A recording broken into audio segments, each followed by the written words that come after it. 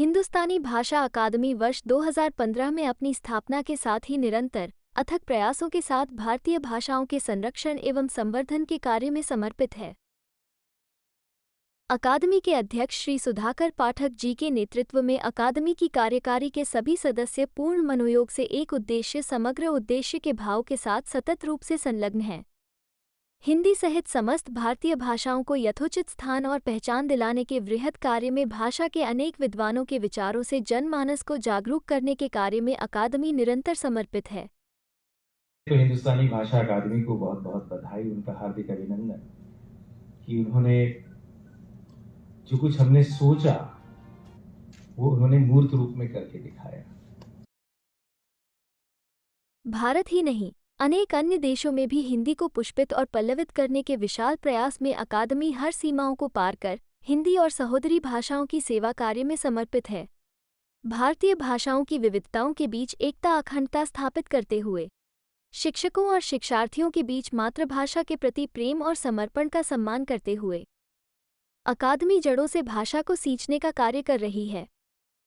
हिंदुस्तानी भाषा अकादमी भारतीय भाषाओं के प्रचार प्रसार और संवर्धन के लिए कार्यरत है और हमें लगता है कि शिक्षक जो भाषाओं के शिक्षक हैं उनसे बड़ा और कोई संभाग नहीं है जो इनको आगे लेके जा जाए। इन्हीं के माध्यम से हम बच्चों तक पहुंच सकते हैं और हमने बड़े बड़े स्तर पर और कार्यक्रम किए, लेकिन अंत में आके मुझे लगा कि स्कूलों के अंदर जाकर जो काम हमें बच्चों के बीच में करना चाहिए था वो नहीं होगा। तब तक तो पेड़ों पे पानी डालने का ही मतलब है, जड़ों तक पानी पहुंचेगा नहीं। हम विश्व हिंदी सम्मेलन करें, बहुत बड़े बड़े आयोजन कर लें, पखवाड़े मना लें, ये मना लें, सब चीजें मना देंगे, लेकिन वो नीचे जो जड़ है उस जड़ तक पहुंचना बहुत आवश्यक है। हिंदी हमारे गौरव की भाषा है। मैं आईआईटी के बच्चों से पूछता हूँ क्यों, आज मुझसे पूछते हैं क्यों पढ़े हिंदी, पेट तो अंग्रेजी भरती। ये एक वाजिब सवाल है, इसे को हमें नकारना नहीं चाहिए। तो मैंने कहा इसलिए पढ़ लेना, मैं मानता हूँ कि अंग्रेजी तुम्हें कार देती है पर हमारी भारतीय भाषाएं तुम्हें संस्कार देती है। अगर बेटा राम को नहीं जान पाएगा तो एक दिन अपने बाप को भी नहीं जान पाएगा। राष्ट्रीयता से जोड़ने की ज़रूरत है, इस माटी से जोड़ने की ज़रूरत है। अगर बच्चा हमारी भारतीय भाषाओं में नहीं बोलेगा तो एक दिन समझ लेना देश के तो साथ छोड़ो अपने माँ बाप के साथ भी नहीं जुड़ पाएगा। उसका महत्व बच्चों को समझाने में है, पर सबसे बड़ी दिक्कत बच्चों के माँ बाप में है। हिंदी के प्रति कुंठा उनके अंदर भरी हुई है। जब बच्चों के माँ बाप कहते हैं आपस में इसलिए हिंदी में बात नहीं करते कि बच्चे पिछड़ जाएंगे, उनकी मानसिकता को दूर करने की। दो दृष्टियों से, एक तो ये कि हमारी भाषाएं ही हमारी सभ्यता संस्कृति, हमारे सारे मूल्य परंपरा संस्कार इनका संवहन करती हैं और वो हमें हम बनाती हैं, हमें भारतीय बनाती हैं, इसलिए उनका संरक्षण और संवर्धन जरूरी है। तो अस्मिता और संस्कृति के संवहन के लिए भाषाएं जरूरी है। और दूसरी बात जो बहुत ज़्यादा महत्वपूर्ण है वो ये कही गई, जिसका उल्लेख मुझे ने भी किया। उन्होंने कहा है कि बहुभाषिकता हमारी शक्ति है भारत की, और 2 से 8 वर्ष तक का समय ऐसा होता है जब बच्चे में कई भाषाओं को एक साथ सीखने की क्षमता सर्वोत्कृष्ट होती है, सर्वोपरि होती है। उसके बाद 9वीं से वो क्षमता धीरे धीरे कम होती जाती है और आज हम लोगों की स्थिति यह है कि हम कोशिश भी करें तो एक नई भाषा सीखना हमारे लिए बहुत कठिन है। अपनी ही भाषा हम भूल रहे हैं। जहाँ तक मेरा मानना है, हमें जो 8वीं अनुसूची की भाषाएं हैं उसमें हमें 2 समूह बनाने चाहिए। एक पहला समूह ऐसा होना चाहिए जिसमें कि हम शिक्षा की बात करें। उस समूह की भाषाएं हमारी शिक्षा का माध्यम बने, चाहे वो उसमें हिंदी भाषा आए या अन्य भाषा आए।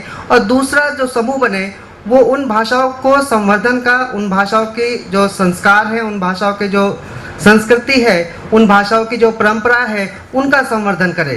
क्योंकि जब विद्यार्थी अपनी भाषा में शिक्षा ग्रहण करेंगे तो निश्चित रूप से ही जो उनका शोध है, जो उनका मौलिक चिंतन है, उसमें निखार आएगा, उसमें वृद्धि होगी।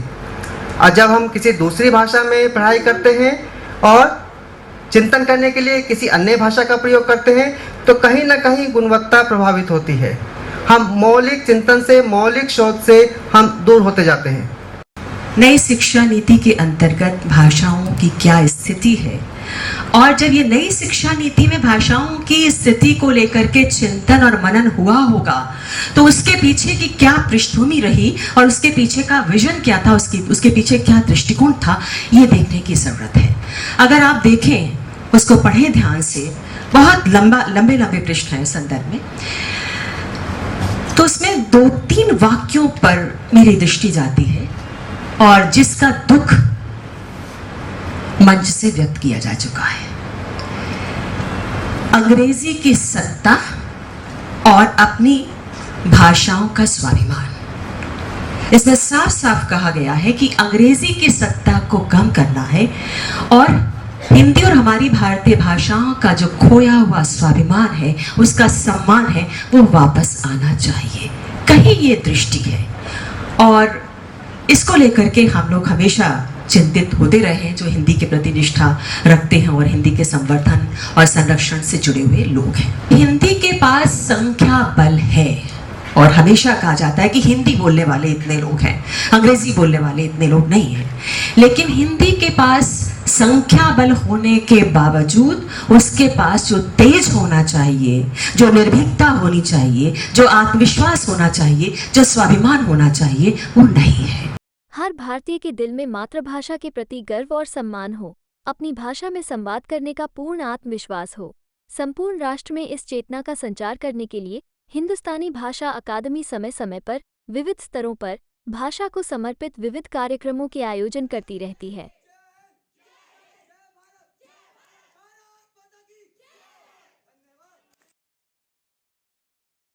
सप्त सुरों से जैसे सजा है संगीत, विविध रंगों में जो रंगी है ये धरती, वैसे ही हर भाषा और बोली में माला सा गुंथा है हमारे भारत का व्यापक संसार।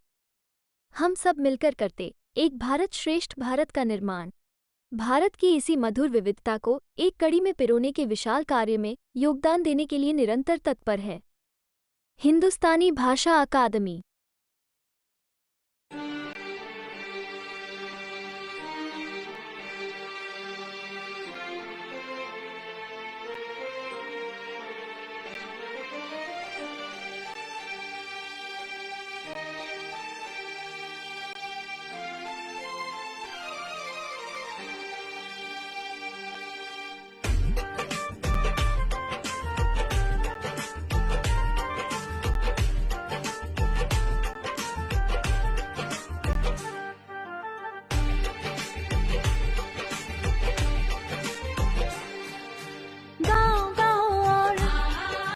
शहर शहर में शिक्षा दीप जलाए,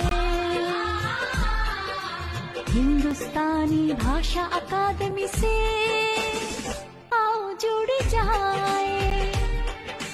गाँव गाँव और शहर शहर में शिक्षा दीप जलाए, हिंदुस्तानी भाषा अकादमी से